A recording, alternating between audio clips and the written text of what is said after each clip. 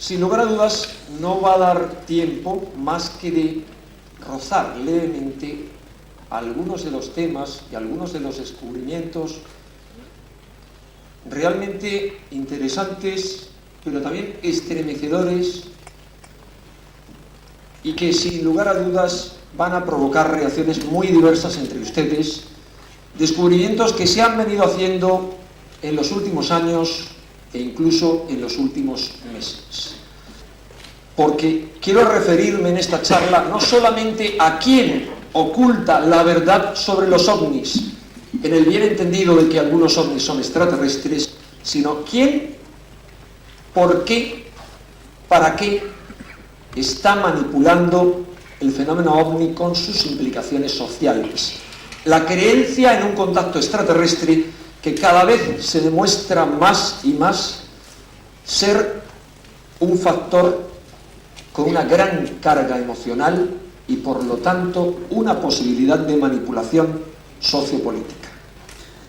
A Carl Gustav Jung se le carga normalmente el muerto de haber esbozado una teoría según la cual los ovnis serían algo de tipo psíquico, esto es, un producto, una proyección de arquetipos del inconsciente humano individual y colectivo. Pero bien, quien ha estudiado a fondo la obra de Jung, por el contrario, ha visto claramente que Jung, además de ese aspecto psíquico de los ovnis, había atisbado claramente otro aspecto, un aspecto material. En alguno de sus escritos, él era miembro del NICAP, uno de los más prominentes grupos de investigación ovni en Estados Unidos, y estaba claro que él estaba convencido de que había una base física tras el fenómeno ovni, pero le preocupaba lo que sobre esa base física pudiera ocurrir en cuanto al efecto que este fenómeno pudiera tener sobre las masas. Nuestra época es una época de terribles cambios. Definía él esta época como una en la cual, el fin de siglo, la humanidad iba a asistir a un hecho excepcional por el que solamente pasaba cada 2000 y pico años, pero incluso más excepcional aún. Él lo definía como el cambio de los dioses arquetipos dentro del inconsciente colectivo, un cambio que él decía claramente era el cambio que correspondía del paso de Piscis a Acuario. Pero hay ovnis, claramente que son materiales, pero que están siendo construidos en la Tierra, y quizá estén siendo construidos hace mucho más tiempo del que pensemos. Pero además de eso, hay otro aspecto dentro del fenómeno que son los ovnis de aspecto material, que no están construidos en la Tierra, sino que desde mi punto de vista, desde mi humilde opinión, son naves extraterrestres.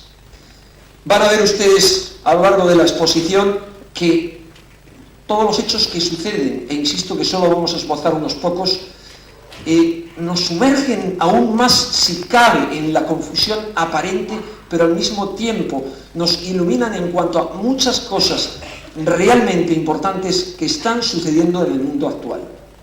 Hay otro aspecto importante que es el aspecto sociológico.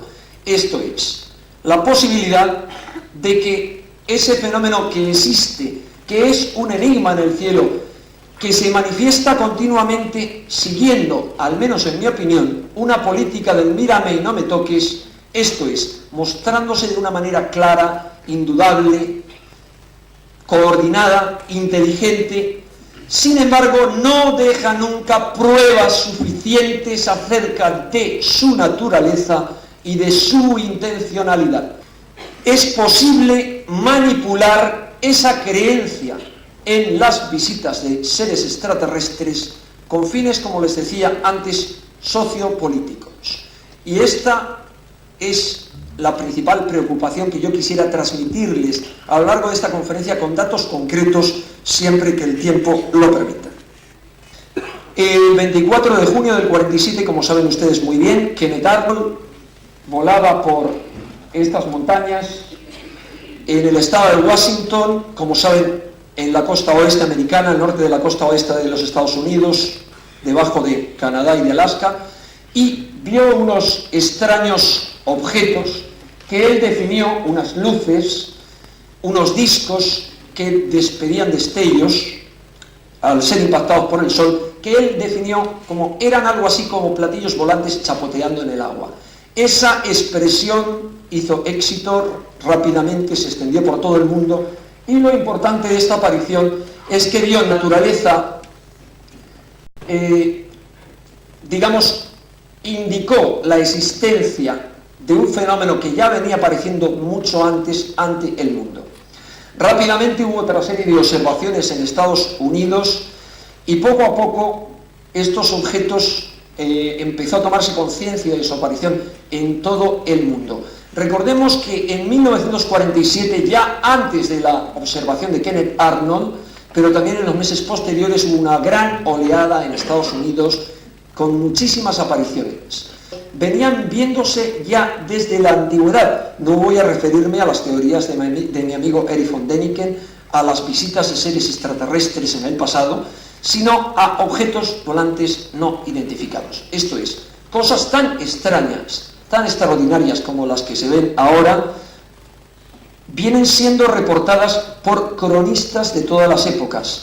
Personalmente yo recogí hace tiempo 200 casos de fenómenos aéreos anómalos anteriores a 1947 solo en la historia de España, incluido algún cuadro, etcétera, algún cuadro que hay en museos bien conocidos. Solamente en España yo he tenido oportunidad de hablar con un centenar de pilotos. Mañana van a tener ustedes a uno de ellos, que es José Antonio Silva, que se han enfrentado a estos objetos, un centenar de pilotos civiles españoles y algunos militares, como este señor, que ahora son civiles y que me han contado su experiencia cuando eran militares. Pero en esa zona, a comienzos de julio de 1947, tiene lugar un incidente que la mayoría de ustedes conocen. Aparentemente, algo que luego se dijo que era un disco, un platillo volante, parece que tuvo una avería. Aquí no creo que puedan ustedes ver muy bien esta diapositiva, pero yo trato de señalarles los puntos. Son los puntos, esa línea roja, la trayectoria aproximada que siguió ese objeto que caía del aire y que fue a estrellarse, dejando al menos rastros en 2 puntos. Ahora, es importante que vean ustedes ahí en el centro, en la parte de abajo, un gran cuadrado, que es el campo de misiles de White Sands, de Arenas Blancas. Es importante recordar que en toda esa zona en la que ocurrió este supuesto incidente, este supuesto platillo que se estrelló, y donde sucedieron en torno a ella otros incidentes similares, es una zona de intensa experimentación, ya desde el año 45. Hay diversos testigos, pues tanto trabajadores de la zona como militares, como este señor, y como otros que o bien observaron los restos de ese platillo o bien participaron en su recuperación. Este es uno de los bocetos que se hicieron acerca de los platillos capturados, y perdónenme si es un poco raula y deshilachada la charla, pero voy a tratar de ir más rápido para que nos dé tiempo a exponer las conclusiones y algunos datos importantes que creo que quizás sea lo más fundamental de todo. Bien, este es el campo de misiles de White Sands, al que antes había hecho referencia, y les decía que es realmente extraño que en torno a White Sands tuvieran lugar algunos de estos incidentes. Y esta es una de las muchas fotografías, de las 4 fotografías que se han presentado como fotos de supuestos extraterrestres, o bien capturados, o bien estrellados y calcinados. Así que el 24 de septiembre, esto es, solo 2 meses y medio después de este incidente en Roswell, habría sido creado este grupo bajo recomendación del doctor Vannevar Bush y el secretario de Estado James Forrestal. Tienen ustedes al Vannevar Bush, el doctor Vannevar Bush es este señor, y el secretario de Estado Forrestal es el que tienen ustedes a su izquierda junto al presidente Truman. Bien, este grupo estaría compuesto por los siguientes señores: es una pena, no voy a poder hacer la biografía de cada uno de ellos. Ahora, la biografía de cada uno de ellos, les voy a dar algunos datos, simplemente resultaría realmente extraña y aleccionadora y nos serviría bastante para entender qué es, si este grupo es cierta su existencia, entender cuáles podrían ser sus objetivos reales, su naturaleza, en fin, qué es lo que estaban ocultando y por qué. Esto coincidiría, entre otras muchas cosas, con uno de los muchos rumores, son cientos y cientos, y no hay tiempo aquí para detallarlos. El rumor, conocido también por muchos, de que efectivamente el presidente Eisenhower habría estado en una de las bases aéreas, creo recordar que era en la de Wright-Patterson, en las cuales se supone, y hay cientos de testimonios directos o indirectos que así parecen indicarlo, que hay platillos, no uno sino muchos platillos capturados e incluso los cuerpos congelados de sus ocupantes. Es más, según los últimos rumores, los rumores de los últimos años, incluso, vamos a verlo luego, se habría llegado a capturar a alguno de estos supuestos extraterrestres vivos. Roscoe Ellen Coeter, este señor vicealmirante, que es quien teóricamente habría preparado este documento, fue muy activo en la inteligencia naval. Inteligencia, como saben ustedes, es todo lo que nosotros conocemos vulgarmente como espionaje. Ya saben ustedes, todas las agencias que se encargan de llevar el control dentro de un país. Y fue nominado como el primer director de la CIA, de la Agencia Central de Inteligencia. Pero hay un hecho más importante de este señor que quiero destacar aquí. Tiempo después de esto, en el año 55, él ingresó en el NICAP. El NICAP era el principal grupo civil de investigación ovni americana y su misión era obligar a los Estados Unidos a que se revelara la información sobre los ovnis que se ocultaba al público. Pues bien, lo importante es que él fue nombrado vicepresidente de este grupo. ¿Qué hacía un señor que había sido director de la CIA y que supuestamente estaba ocultando el fenómeno dentro del NICAP? Esto parece una de las muchas paradojas y uno de los muchos absurdos a los que nos enfrenta este documento. Pues no, eso era bien posible. Se vio, años después, que su función dentro del NICAP parece que era más bien la de tener controlada la investigación privada de los ovnis, como se demostró en un determinado momento en el que su presencia hubiera sido vital para una audiencia en el Congreso norteamericano y él traicionó claramente al NICAP defendiendo, obviamente, a aquella agencia que había sido criatura suya, la CIA. El doctor Vannevar Bush, que es Majestic 2, fue ingeniero eléctrico y profesor en el famoso MIT, en el Instituto Tecnológico de Massachusetts, y más tarde fue nombrado rector de este instituto. Fue uno de los primeros inventores del computador analógico y fue nombrado presidente de la institución Carnegie. Carnegie, como saben ustedes, es una de las más importantes instituciones sociales en Estados Unidos, y vamos a ver que muchos de sus directivos están implicados en toda esta operación de control. Si hay tiempo, van a tener ustedes nombres, apellidos y fotografías de quienes están manipulando este fenómeno. Además, participó en muchos importantes proyectos tecnológicos durante la Segunda Guerra Mundial, incluyendo el desarrollo de la bomba atómica, incluyendo también el desarrollo del radar, eso entre otros 200 proyectos de alta tecnología.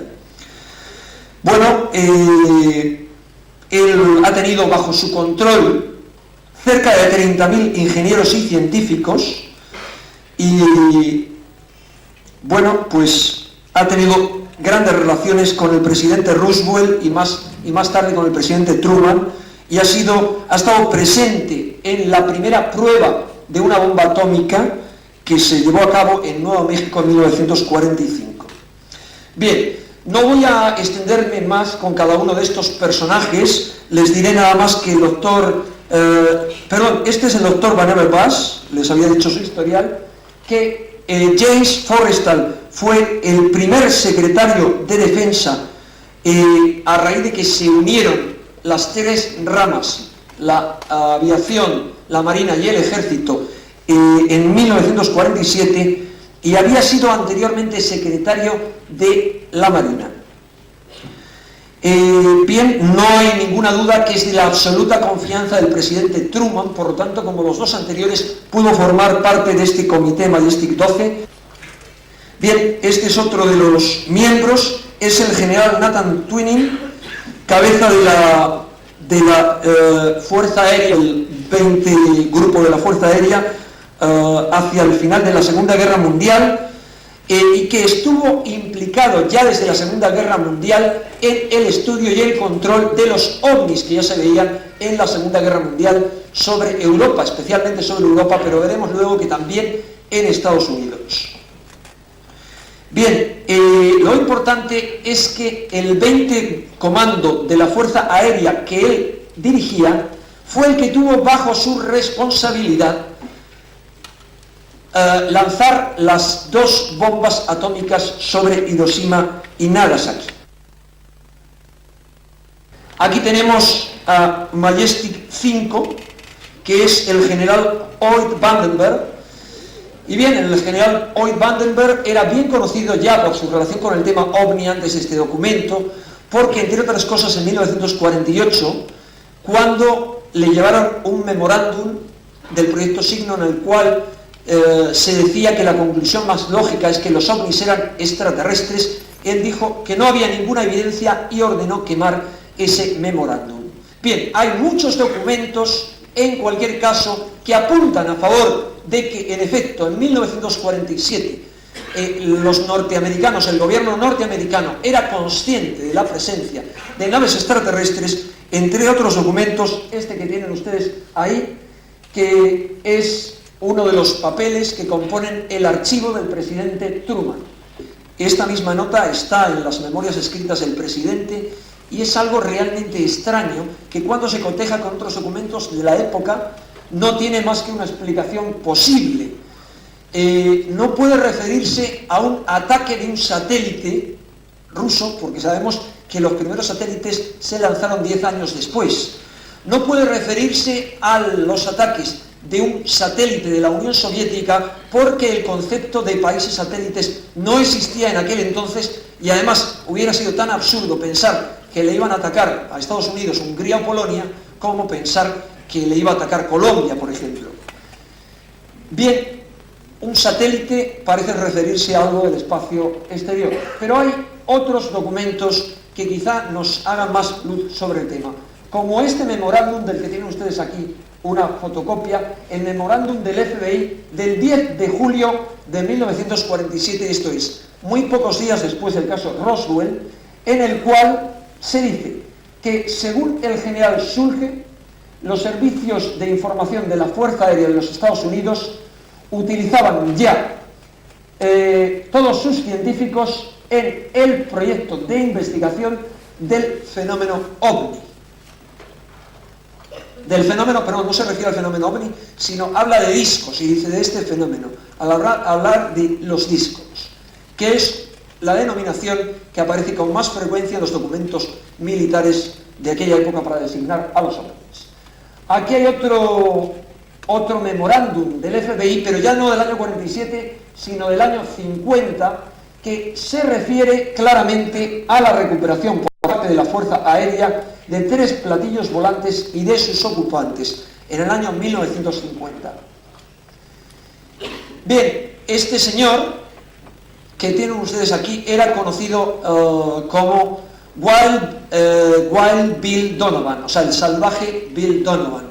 William Donovan, que era un importante millonario norteamericano, como eran gente muy bien situada económicamente, la mayoría de los jefes de los servicios de inteligencia, no solo norteamericanos, sino aliados durante la Segunda Guerra Mundial. Pues bien, este señor fue el jefe, el director de la OSS. La OSS, Oficina de Investigación Científica, era el precedente de la CIA y fue la oficina encargada de investigar las presencias de los primeros ovnis durante la Segunda Guerra Mundial, incluida la presencia de dos extraños objetos que en el año 1942 sobrevolaron Los Ángeles y contra los cuales se dispararon 1000 y pico proyectiles sin lograr, al parecer, causarles ningún daño.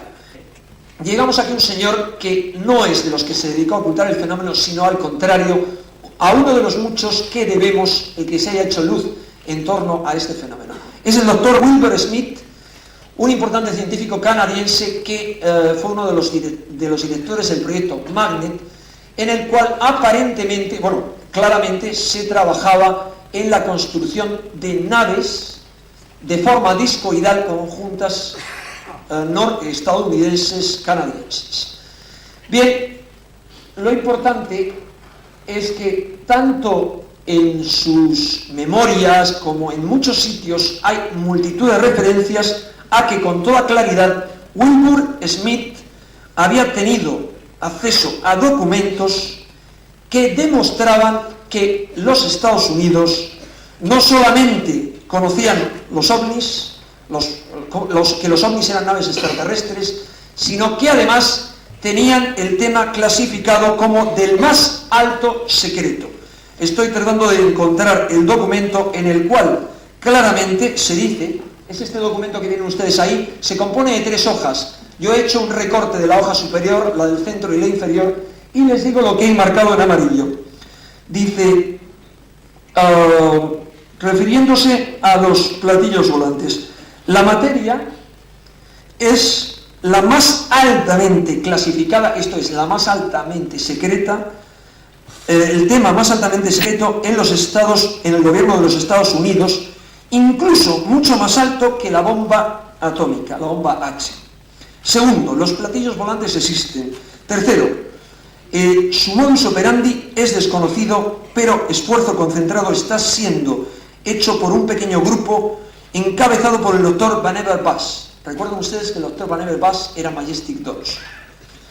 Bien, lo interesante es que este documento pudo ser corroborado de media docena de maneras distintas. Entre otras muchas, consultando las notas privadas del doctor Wilbur Smith, con lo cual se tuvo una pista clara de que había tenido acceso a informaciones cruciales en torno a este fenómeno durante su visita a Estados Unidos. Bien, se buscó, se indagó en torno al tema y se llegó a contactar con la persona que aparentemente le había facilitado esta información, que es ni más ni menos que el doctor Robert Sarbacher. El doctor Robert Sarbacher es uno de los más prestigiosos, era y sigue siendo, pero era sobre todo en los años 50, uno de los más prestigiosos científicos norteamericanos. Había sido presidente del MIT, había sido presidente de toda una serie de instituciones científicas importantes. Y, entre otras cosas, en este documento, estoy buscando la primera página, si es posible encontrarla, pero en tanto encuentre la primera, al menos les leeré lo que indica la segunda. Bien, es un documento que está encabezado arriba, está encabezado con membrete del Instituto de Tecnología de Washington, instituto del cual el doctor Sarbacher, en el año 83, que escribió esta carta, era presidente. Y dice, primero, referente a mi propia experiencia relativa a los platillos volantes recuperados, no tengo asociación con ninguna de la gente implicada en la recuperación de esos platillos y no tengo conocimientos referentes a las fechas de esas recuperaciones. En el segundo punto, dice, conforme a la verificación de las personas que usted, el investigador que le escribía, me da en su lista, solo le puedo decir esto. John von Neumann estaba definitivamente implicado. John von Neumann es el padre de la cibernética, el padre de la era de los computadores en Estados Unidos. Entre otras muchas cosas, además de muy amigo de varios de los científicos, como el doctor Vannevar Bush. Dice, doctor Vannevar Bush estaba definitivamente implicado, Majestic 2. Y pienso que el doctor Robert Oppenheimer también. El doctor Robert Oppenheimer, como saben ustedes muy bien, podríamos llamarle el padre de la bomba atómica norteamericana. Bien, más adelante dice en la segunda hoja que, entre otras cosas, que estos aliens, estos alienígenas, estaban construidos como ciertos insectos que hemos observado en la Tierra. Se refería a que habían comprobado que tenían una estructura similar a la de los insectos, que era lo que les hacía una estructura muy especial, que les hacía sobrevivir a las grandes aceleraciones y deceleraciones a las cuales se sometían estas naves. Bien, finalmente no me quiero entretener mucho más con documentos, pero hay un último documento interesante, que es un documento del senador Barry Goldwater. El senador Barry Goldwater, muy conocido, en el año 75, contestando a un investigador, confirma que efectivamente, dice arriba, el tema de los ovnis es uno de los que me han interesado durante mucho tiempo. Y dice abajo, efectivamente permanece aún siendo clasificado por encima del top secret. Esto es, la más alta clasificación. Saben ustedes que las clasificaciones de alto secreto son secret, secreto, top secret, alto secreto, y above top secret, por encima del alto secreto. O también los documentos aparentemente se conocen, el membrete al parecer es ultra top secret. Se habla incluso de una cuarta máxima clasificación, pero no hay ninguna referencia real, que sería cosmic. No les extrañe, esto no es que tenga que ver con los ovnis, sino ese tipo de términos son frecuentemente utilizados en la inteligencia militar. Bien, con todo esto nos metemos de lleno y voy a procurar avanzar rápidamente en la idea de que efectivamente, como han corrido rumores y como asegura un importante investigador norteamericano, el doctor Leo Stringfield, él asegura haber hablado o haber tenido referencias de más de 200 pistas que demostrarían la existencia de platillos capturados no solo en Estados Unidos, sino en el resto del mundo, que tendrían, según él y según otros muchos investigadores, al menos los del hemisferio occidental, tendrían como destino los Estados Unidos, y en concreto varias instalaciones como la base aérea de Wright-Patterson, que tiene unas áreas de alto secreto. Se ha hablado incluso del hangar 18, que sería un hangar en el cual tendrían esos platillos estrellados. Recuerden nada más, por si he oportunidad en el coloquio, que este es el siguiente director de la CIA, es un personaje de gran importancia para la historia secreta de este siglo.